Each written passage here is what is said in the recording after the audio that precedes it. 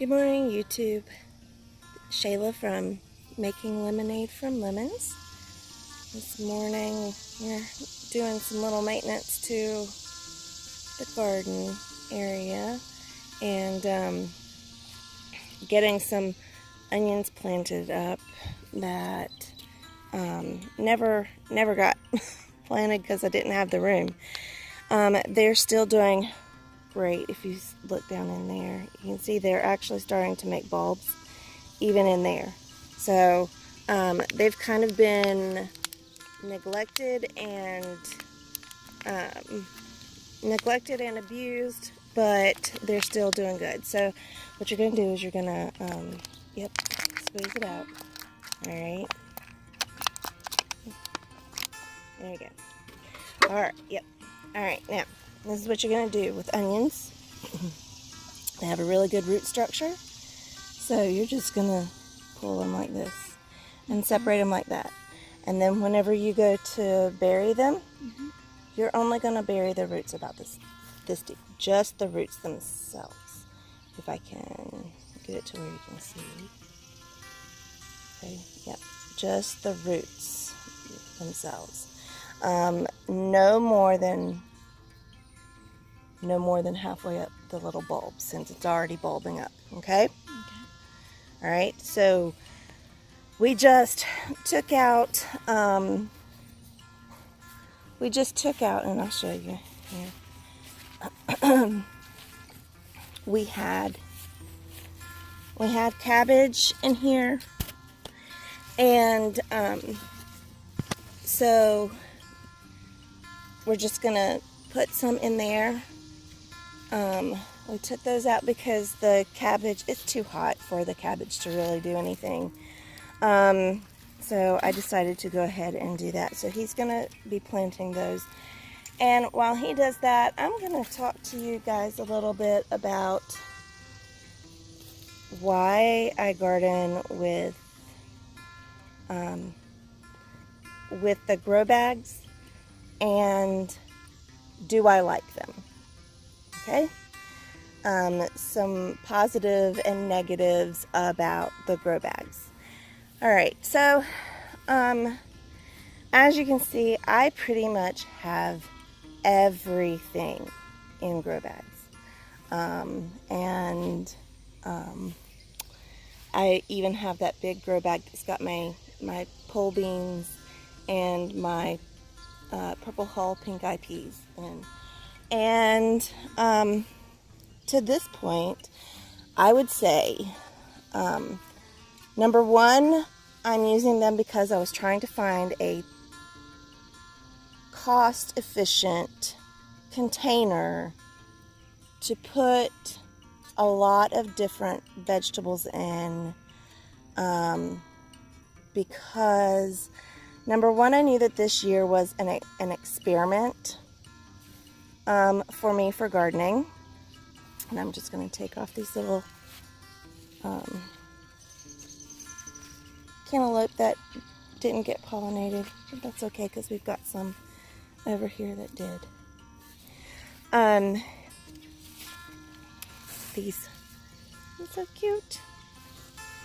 Look at that one. It's a little bit out of shape, but it's so cute. Anyways, and these are Minnesota midgets. And so they're only going to be, a little bit more than personal size. Anyways, I love them. I think they're cute. So anyways, back to the pots. So, because I wanted to try a lot of different things in my experimentation of growing this year, to see what I could grow, what things I liked to grow, and if I had them in containers, could I grow them in containers? So I did lots and lots of watching videos, lots of different research, and looking at prices on things. And what I found were that the cloth grow bags were definitely more cost effective than trying to grow in plastic tubs or buckets. Another benefit that I have seen of these is that they do the air wicking. So, you know, the roots don't get root bound inside. I'm sorry, not air wicking, air pruning. And so the roots don't get root bound inside the bags. They hit the bag, they prune themselves, and then they, you know, grow more roots on the inside of the bag instead of just around the outside of the bag. So that's really good because it forms a really good root ball, or root mass. It's really great. So I like that about them. I can't really technically water them too much unless I'm watering them constantly, because the water drains from them. So that's a good thing, because I know that first-time gardeners have a tendency to over love their garden with water. And I didn't want to drown my plants. So that's another thing. And so these are my pumpkins. So as you see, I've got cantaloupe. I've got pumpkin, and I've got watermelon. And my watermelon is getting pretty big. And I've got those bags supporting that watermelon. So whenever it is ripe enough and it falls off, there's my frog.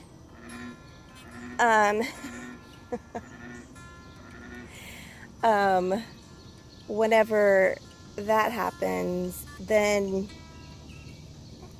it'll be supported and it won't fall and that kind of thing. And tomatoes.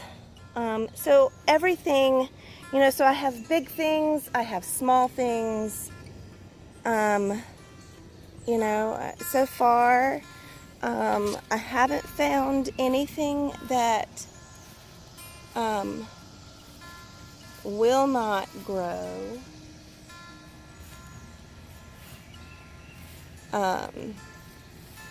My cucumbers were a little bit slow starting. But if you look down in there, I actually have a bumblebee friend. But there's also a cucumber growing, so they're finally getting pollinated, which is wonderful.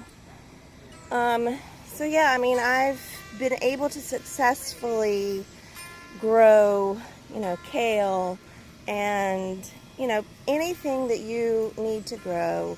I've been able to successfully grow whatever it is, including that huge tall zinnia that is getting to be about 4 foot tall. Actually, it probably is more than 4 foot tall. It's beautiful, but it's getting close to, if you look, it's getting close to the top of that, and that's an 8 foot, that's an 8 foot pole, right? That's an 8 foot pole. So it's got a few feet to go, but that's how tall those zinnias are. Aren't they gorgeous?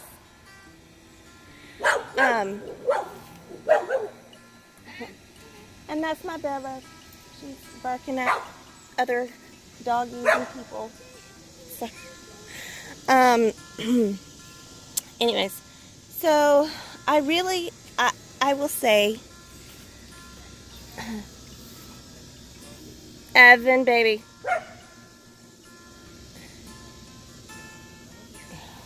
Okay.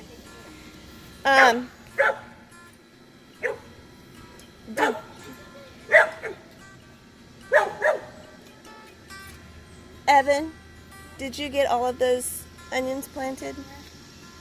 Okay. All right. Thank you.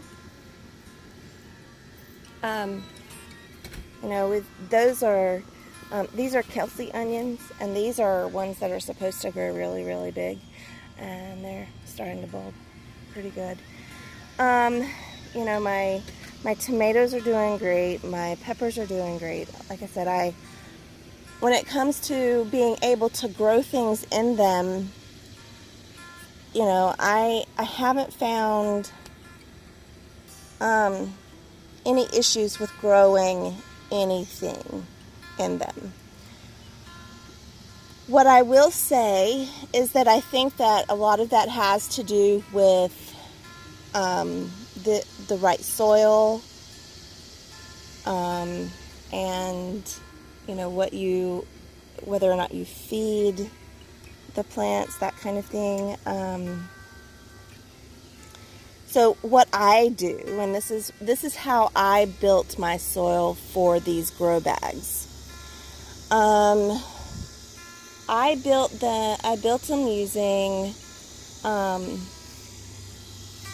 Mom, stand here. I'll get some of this mint.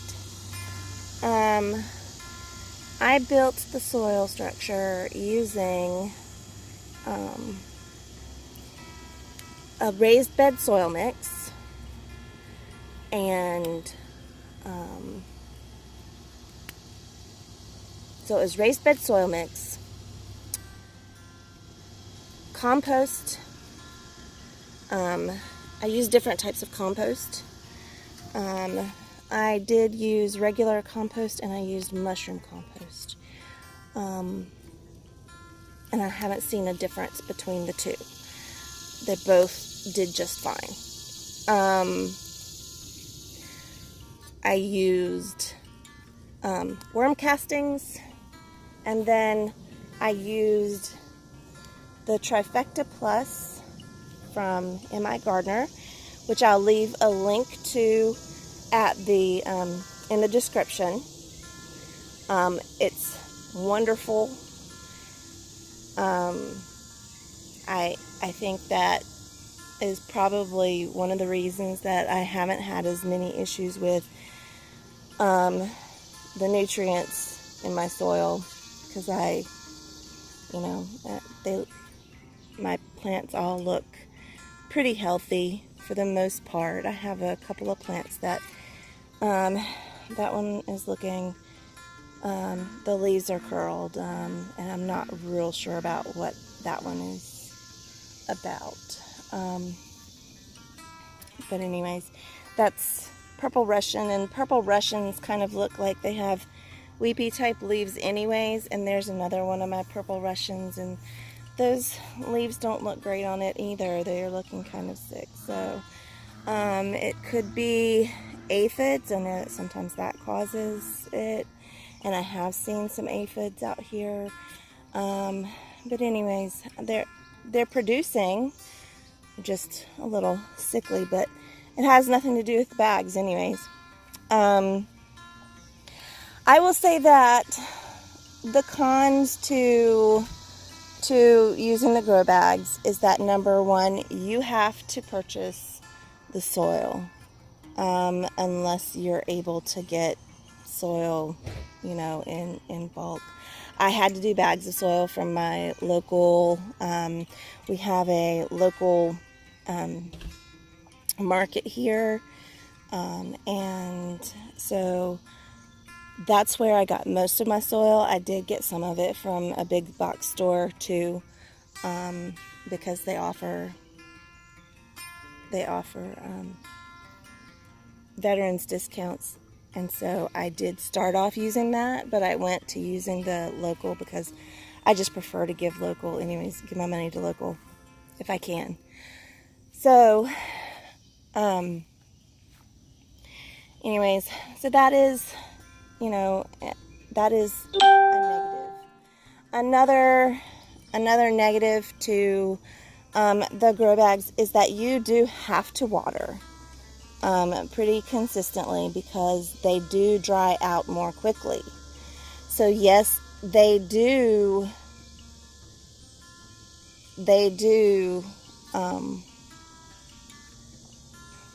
drain very well, but that also means that they don't hold in water. So because of the type of fabric, you do have to, they do dry out more than you would in ground, so you do have to water them more often. And because they are containers, it is harder for them to maintain the soil nutrients. So I have gone through and I have added more Trifecta Plus in to the soil, as well as I feed them with a water-soluble organic